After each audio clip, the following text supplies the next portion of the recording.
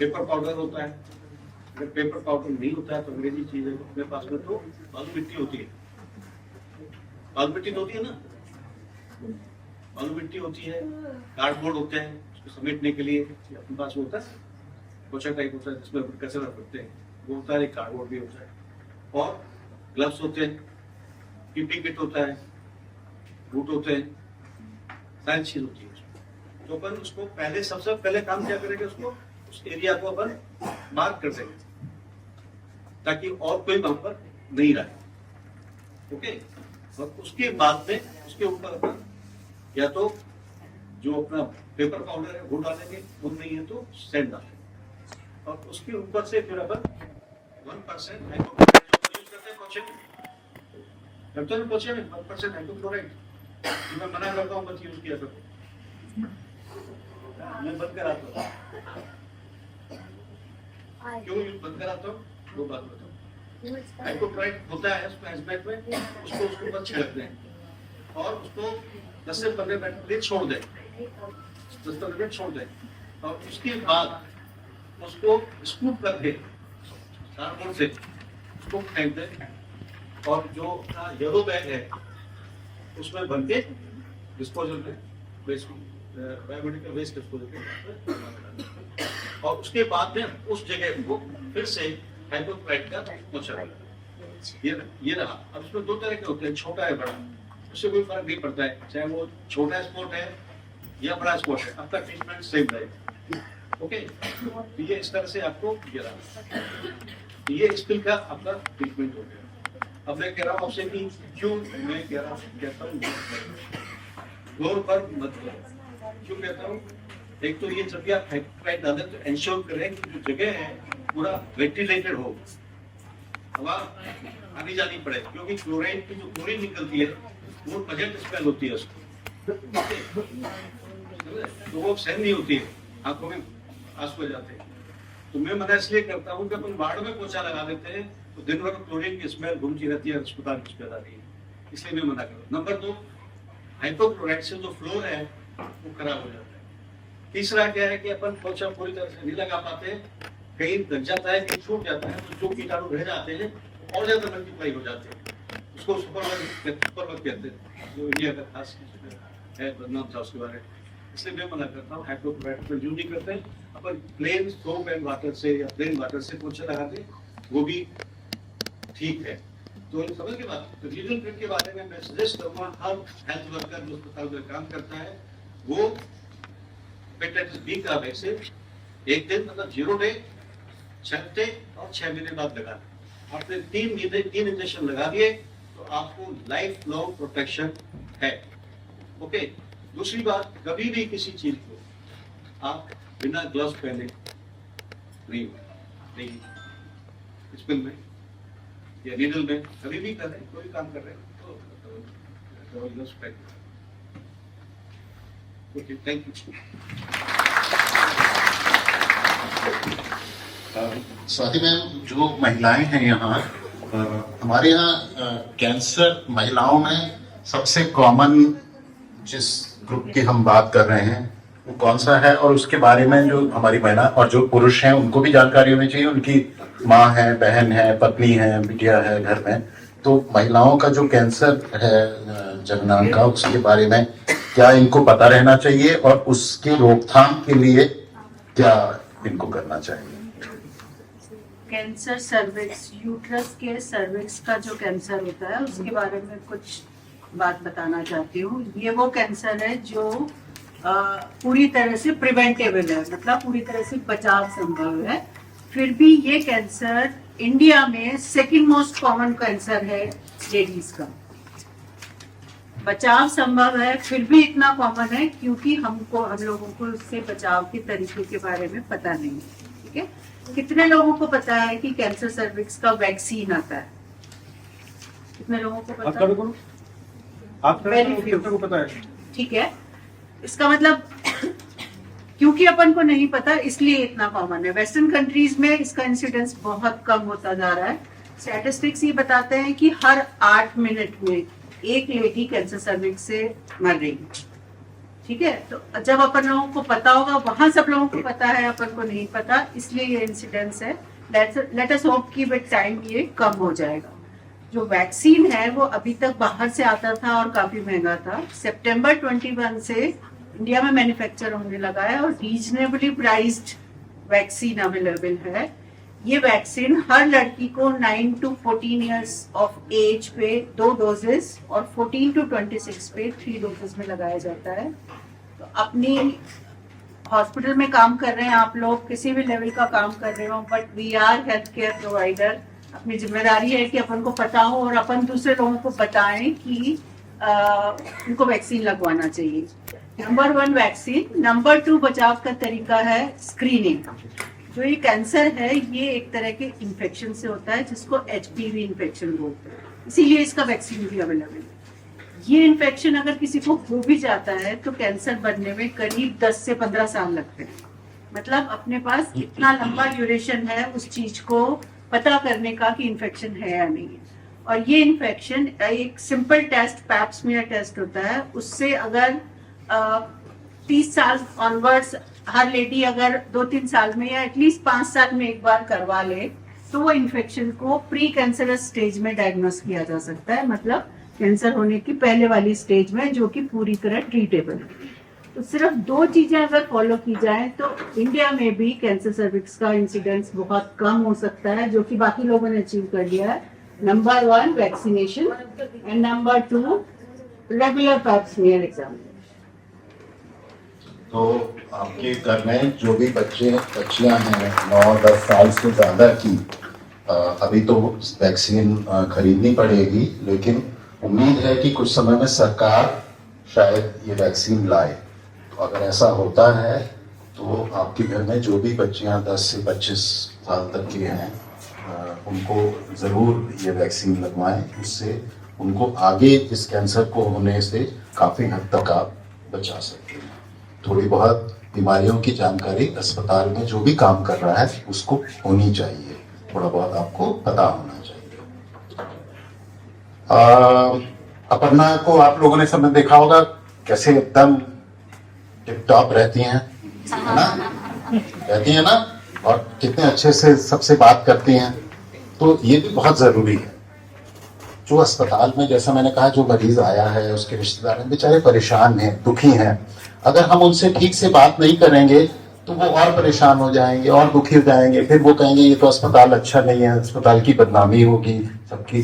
तो मरीज आप अस्पताल में कैसे आते हैं, कैसे व्यवहार करते हैं, कैसे रहते हैं, कैसे काम करते हैं, ये भी बहुत इम्पोर्टेंट है। जो काम कर रहे हैं वो तो है ही इम्पोर्टेंट, लेकिन ये भी इम्पोर्टेंट है। तो अपर्णा आप बताओ कि ये सब लोगों को कैसे मरीज के और उनके रिश्तेदारों के साथ व्यवहार करना चाहिए।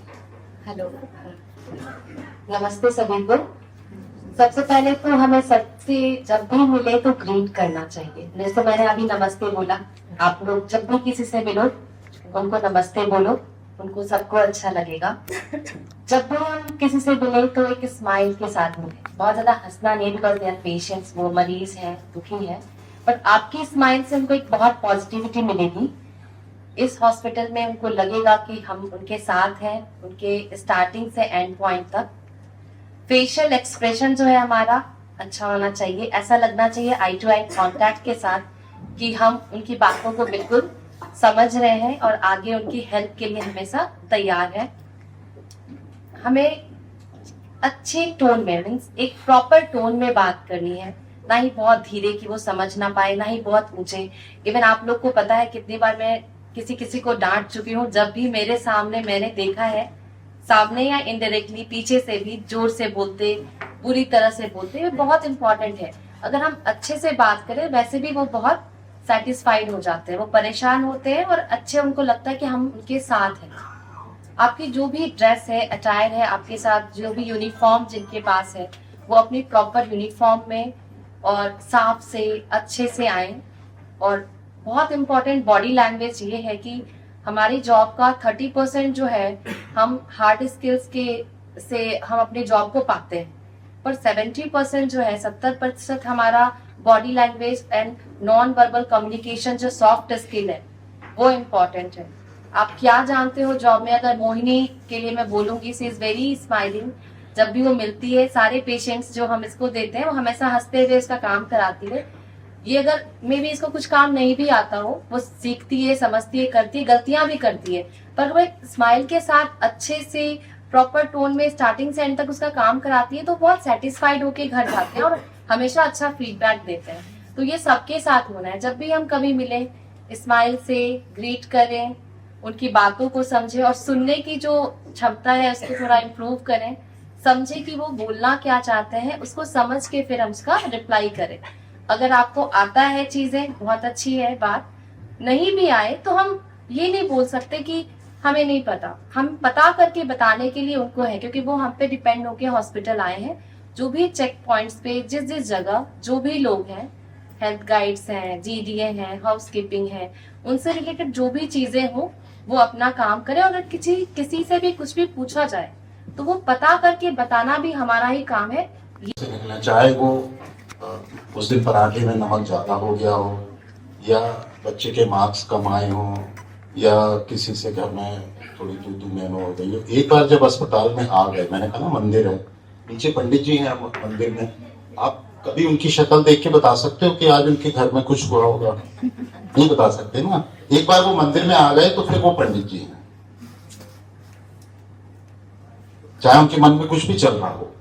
ऐसे ही हमारे लिए भी है, ये मंदिर है। एक बार जैसे ही हमने अस्पताल में कदम रखा, अब वो सब चीजें वही रह गई। अब मरीज हमारे लिए है। तो अगर 2000 आप लोग हैं और हर आदमी, हर इंसान ये सोच के आए कि आज मैं एक अच्छा काम करूंगा या करूंगी, और अच्छा काम कोई बहुत बड़ी चीज करने की जरूरत नहीं। जो अपर्णा ने कहा, किसी ने आपसे पूछा ये कहाँ है, इसके लिए कहाँ जाना है, ये कहाँ मिलेंगे, बस उसको बताना, उसको गाइड करना, 2 मिनट उसके साथ जाके उसको कहना, अच्छा देखो इधर से चले जाओ, यहां से उधर चले जाना, वहां वो जगह है। ये सोच के तो 2000 लोगों को लगेगा कि इस अस्पताल में तो हर आदमी बड़ा हेल्पफुल है। और उससे बड़ी बात क्या है, जब आप घर जाओगे ना, जब लेटोगे, तो आपको लगेगा आज मैंने एक अच्छा काम किया, तो अपने को भी अच्छा लगेगा और अस्पताल का तो नाम होगा ही होगा। ऑन दी अदर हैंड, किसी ने पूछा, अरे मुझे नहीं पता, अरे परेशान मत करो, तो वो मरीज तो गुस्सा हुआ ही, उसकी रेपुटेशन, अब चाहे उसका जितना मर्जी आप अच्छा इलाज कर लो, यहाँ तो बात नहीं करते ठीक से। अच्छा, ये जाके वो अपने पड़ोसी, क्योंकि जब वो बीमार घर जाएगा तो 10 लोग मिलने आएंगे, उनको कहेगा इलाज तो कर दिया उन्होंने, लेकिन बात नहीं करते अच्छे से। तो अब जितने लोग मिलने आए थे उसमें से आधे फिर अगली बार हमारे यहाँ आएंगे नहीं। और अगर आपने उसकी मदद करी थी, अरे वहां के तो वर्कर भी, वो था देखो, वो वार्ड में वार्ड बॉय, लेकिन उसने मेरी बड़ी मदद की, मेरे को पता नहीं चल रहा था कहाँ जाना है, और फिर मुझे ले गया और वहां छोड़ाया। तो जो 10 लोग सुन रहे हैं वो कहेंगे, हाँ भाई महात्मा गांधी अस्पताल तो बड़ा अच्छा है, हमें भी यहीं जाना चाहिए। तो ये बहुत जरूरी है। आप लोग, सर आप कुछ कहना चाहते हैं? आप लोग जो बैठे हैं यहाँ पर सब मैनेजमेंट के रिप्रेजेंटेटिव हैं, तो आपको मैनेजमेंट के ही मतलब वो है, दूत है वहां पर। और जब आप किसी से गलत व्यवहार करते हैं, झगड़ा जाते हैं, तो मैंने अक्सर जो सुना है, तो मुझे सुना के जाते हो, वो मैं बता देता हूँ, जिससे मुझे बहुत दुख होता है। डॉक्टर तो बहुत अच्छे हैं, इलाज बहुत अच्छा हुआ, मैनेजमेंट ठीक नहीं है, ठीक है। तो वो आपकी बदौलत मुझे सुनना पड़ता है कि मैनेजमेंट ठीक नहीं। मैं भी मैनेजमेंट का ऐसा है, और मैं सुन के मैं तो पक जाता हूँ सुनकर। तो इसलिए आप ये अपने आप को मैनेजमेंट मान के चलिए कि आप अस्पताल के मैनेजमेंट है, आपको ये अस्पताल आपका है, तो सब ठीक हो। Thank you. तो अगला सवाल मैं पूछूंगा, मुझे पता है कोई आदमी खड़ा करेगा। कितने लोग हैं जो सिगरेट पीते हैं और अल्कोहल रेगुलर, जो यहाँ बैठे हैं और उनके घर में कोई नहीं खड़ा करेगा, बट ये एक प्रॉब्लम है। सिगरेट तो बिल्कुल, जैसे पहले कहा गया, सिगरेट, बीड़ी, हुक्का, तंबाकू, जर्दा, खैनी, जितने भी ये टोबैको रिलेटेड प्रोडक्ट हैं, ये तो बिल्कुल नहीं लेने, क्योंकि इसमें तो कोई डाउट नहीं है कि उससे कैंसर तो होता ही है और भी बीमारियां होती हैं। तो सृष्टि जरा सा इस बारे में बताएं कि जो प्रॉब्लम्स बढ़ रही हैं हमारी सोसाइटी में, स्मोकिंग, अल्कोहल, और अब तो उससे आगे भी बच्चे खास तौर से ड्रग्स की भी प्रॉब्लम हो रही है। अब उसके बारे में बात ना करें वो ठीक नहीं है, जो प्रॉब्लम है उसके बारे में बात तो करनी है ना। मोबाइल, ऐसा कोई है जिसके पास मोबाइल नहीं है जिसमें यूट्यूब नहीं चलता हो? सबके पास यूट्यूब चल रहा है, सबके पास इंस्टाग्राम है, सबके पास फेसबुक है।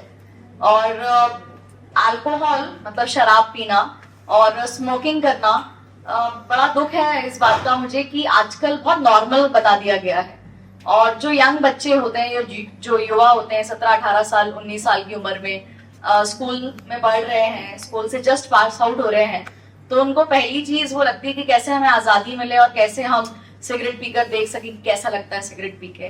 बहुत अट्रैक्शन रहता है कि सिगरेट में ऐसा क्या मिल रहा है, क्या मजा आ रहा है, क्या मतलब शाहिद कपूर जैसा लुक आएगा, हम सिगरेट पियेंगे या हम शराब पियेंगे तो हम फैशनेबल कहलाएंगे या मॉडर्न कहलाएंगे।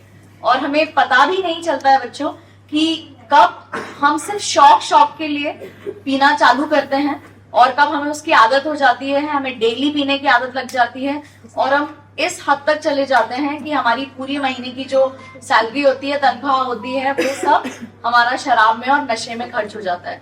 एक सिगरेट 20-20 रुपए की आती है, उसकी भी ब्रांडिंग ऐसी होती है, जो आपका फेवरेट हीरो जिस एड में कर रहा होगा, जुबा केसरी, शाहरुख खान, अक्षय कुमार, सब लोग लगे हुए हैं, तो आपको लगता है ये चीज नॉर्मल है और हर कोई रजनीगंधा ले रहा है। सो सिगरेट, अल्कोहल और ये गुटखा, तंबाकू, ये हमारी सेहत के लिए बहुत नुकसानदायक है। एक दिन और 2 दिन में इसका असर हमें पता नहीं चलता है, पर जब हम बहुत लंबे समय तक इसका सेवन करते हैं तो हमारे शरीर पर इसके बहुत दुष्प्रभाव होते हैं। तो अब बात यह है कि हम इन लत से कैसे बचें। तो पहली चीज तो समझना बहुत जरूरी है कि ये चीज अच्छी नहीं है ना। आपको जो टीवी पर, आप इंस्टाग्राम पे, यूट्यूब में अपने आसपास के लोगों को देख रहे हो, तो आपको ये समझना बहुत जरूरी है कि इससे किसी का भी फायदा नहीं होने वाला। कब ये आप शौक में पी रहे हो और आपको इसकी आदत लग जाएगी।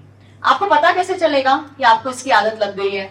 आपको पता ऐसे चलेगा, आपके मूड में चेंजेस आने लगेंगे, आपको रात को नींद अच्छे से नहीं आएगी, आप अपने काम पर फोकस नहीं कर पाओगे। अगर आपको बहुत देर तक सिगरेट नहीं मिली या शराब नहीं मिली, आपका अटेंशन लूज करने लगोगे, आपको गुस्सा आने लगेगा, आपको चिड़चिड़ापन होने लगेगा। और उसमें काफी बार ऐसा देखा गया है कि पुरुष ना चाहते हुए भी अपने घर वालों पर, स्पेशली फीमेल्स पर, अपनी वाइफ्स पर बुरी तरह से बुरी लैंग्वेज में बात करते हैं, गालियां दे देते हैं, मारपीट हो जाती है, क्योंकि महिलाएं कोशिश करती हैं रोकने का कि आप शराब मत पियो, आप सिगरेट मत पियो। पर जब आपको लगने लगे कि आपके व्यवहार में इस तरह के बदलाव आने लग गए हैं, मतलब आपको ये बीमारी हो गई है, एडिक्शन हो गया और इसका आपको इलाज लेना है, राइट। तो पहले तो पहचानना बहुत जरूरी है आपको कि हमें एडिक्शन हो गया है, लत लग गई है इसका मतलब। तो इसके लिए प्रोफेशनल हेल्प लें। हमारे अस्पताल में भी साइकेट्री डिपार्टमेंट है, मंजू भास्कर मैडम है वहां पर, और हमारे अस्पताल में भी नशा मुक्ति केंद्र है और शराब छोड़ी जा सकती है। आप वहां मिलोगे, आपकी दवाइयां चालू हो जाएंगी और आपको शराब छोड़ने में मदद मिलेगी। ऐसे ही सिगरेट अगर आप छोड़ना चाहते हो, जो प्लीज चाहो छोड़ना, निकोटीन के पैचेस होते हैं जो आपको चिपका दिए जाते हैं, निकोटीन की च्युइंगम होती है जो आपको मदद करती है स्मोकिंग छोड़ने के लिए। तो ऐसा नहीं है कि आदत छूट नहीं सकती।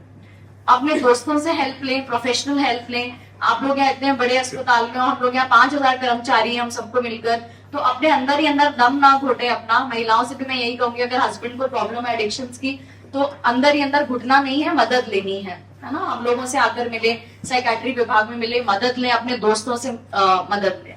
जिनको ये लत लग चुकी है, आप लोग ना एक्सरसाइज करना चालू करिए, अच्छा न्यूट्रिशन लीजिए, आप व्यायाम करेंगे, सुबह थोड़ा योगा करेंगे, अच्छे दोस्तों में संगति रखेंगे, अपनी संगति बदलेंगे। यूट्यूब पे कबीर सिंह आप वो सब देखने की बजाय आप थोड़ा अच्छा कुछ सुने, शिवानी दीदी को या सदगुरु को, थोड़े अच्छे मोटिवेशनल चीजें सुने, आपको समझ में आए कि ये असली सुख है ही नहीं। सिगरेट पियोगे थोड़ी देर के लिए खुशी मिलती है, पर परमानेंट खुशी नहीं मिलती ना। तो असली सुख अपने अंदर है। शराब से थोड़ी देर के लिए आपको खुशी मिल जाएगी। मेरे गुरु कहते हैं कि मदिरा एक क्षणभंगुर ध्यान है, ध्यान एक शाश्वत मदिरा है। मतलब अगर आप शराब पीते हो थोड़ी देर के लिए तो बहुत अच्छा लगता है, हाँ जन्नत में चले गए, बट वो थोड़ी देर के लिए ही है। पर अगर आप ध्यान करते हो, मेडिटेशन करते हो, प्रभु में अपना मन लगाते हो, थोड़े अच्छी चीजें सुनते हो, तो वो शाश्वत मदिरा है। मतलब वो हमेशा के लिए आपको सुख देगा, आपको अच्छी फीलिंग रहेगी, राइट। आप अपने जीवन में जो भी चल रहा है उसको स्वीकार कर पाओगे। काफी बार लोग शराब पीना इसलिए चालू करते हैं कि घर में बहुत परेशानी है, और वो परेशानी बढ़ती है कि कम होती है, उससे बढ़ती है ना, वो विशियस साइकिल बनता जाता है, वो बढ़ती जाती है। महिलाओं को मैं कहूंगी कि अगर आपके हस्बैंड्स आपको एक लिमिट के बाद आप कितना भी समझा लो, प्यार से समझा लिया, आपने डॉक्टर को दिखा लिया, परिवार वालों की मदद ले ली, पर अगर इलाज नहीं ले रहे हैं और अगर आपके साथ मारपीट कर रहे हैं, तो आप भी प्लीज हेल्प सीख करिए। किसी भी हालातों में अपने ऊपर अन्याय सहना अच्छी बात नहीं है। आप अपने बच्चों के सामने एक अच्छा उदाहरण नहीं देंगे। आपकी बच्ची को लगेगा कि शादी कर कर अगर कोई मेरे साथ बुरा करता है तो मुझे सहना ही पड़ेगा। ऐसा नहीं है, उस चीज को सहन नहीं करना है। कोई भी गलत अगर आपके साथ कर रहा है तो उस चीज को सहन नहीं करना है, हेल्प सीख करनी है। Thank you. मैं ये नहीं पूछूंगा कितने लोग पीते हैं, मुझे ये बता दो एक ओवर कितने रुपए का है? कोई एक बता दो। नहीं खरीदा वो नहीं पीता, मुझे बात बता दो। आप 70 रुपीज में आपको छोटी सी बात पीने वालों, एक दिन आप 70 रुपए की मिठाई खरीद करके घर ले जाओ और उसको 4 आदमी बांट कर खाओगे, आपको आनंद किसमें ज्यादा आएगा? शराब के पड़ों में या वो मिठाई बांट के खाने में ज्यादा आएगा, या कुछ भाई खूब बच्चों वाला। इसी तरह से सिगरेट, एक सिगरेट पे 6 रुपए, सर 10 रुपए, 5 से लेकर 25 तक, सर 10 से 25 तक गिरे तो 10 रुपए का चना गुड़ खाओ ना, चना भिगो के खाओ, जो कितना आपको हेल्दी मिलता है। अरे क्या फर्क है यार, हम जो बैठे हैं ना, हमने कभी सिगरेट नहीं पी, दारू नहीं पी, तो के मर गए क्या? ठीक है, ठीक है। इसलिए कुछ नहीं तो हमसे, हम ही देख के बदल जाओ, थोड़ा बस सीखो तो सही। ठीक है, थैंक यू। तो सृष्टि, आप कह रही थी शिवानी दीदी के वीडियो देखो, वो जरा मुश्किल होते समझने में। सृष्टि का कोई वीडियो है ना यूट्यूब पे, वो देख लें, वो जरा आसानी से समझ आ जाएगा। मैंने 2-4 वीडियो रिकॉर्ड तो किए हैं सर। मैं तो भेजो अपर्णा को, भेजो, अपर्णा सबको भेजेगी। सर मैंने भी मैडम से एक चीज सीखी है। हाँ, कि मैडम ने एक बार अपन गए थे, जोर से बोलो। अपन गए थे मैडम